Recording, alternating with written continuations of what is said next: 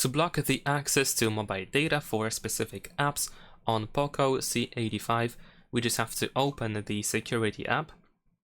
Next over here you can scroll down to common features and you might be able to find data usage, so then you want to select it. But if you don't have it in here, then just scroll all the way down and then swipe up in order to open the toolbox, and you can find the data usage over here in the tools.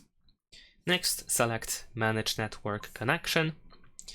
Over here at the top we can choose which mobile data for which SIM card we want to block the access to for specific apps. So if you have more than one SIM, then of course you might want to choose that. And then we have the list of apps. And then we can use the switcher in order to, for example, block the access to mobile data.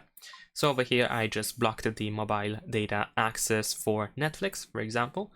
We can of course keep going and we can disable mobile data for more apps, of course.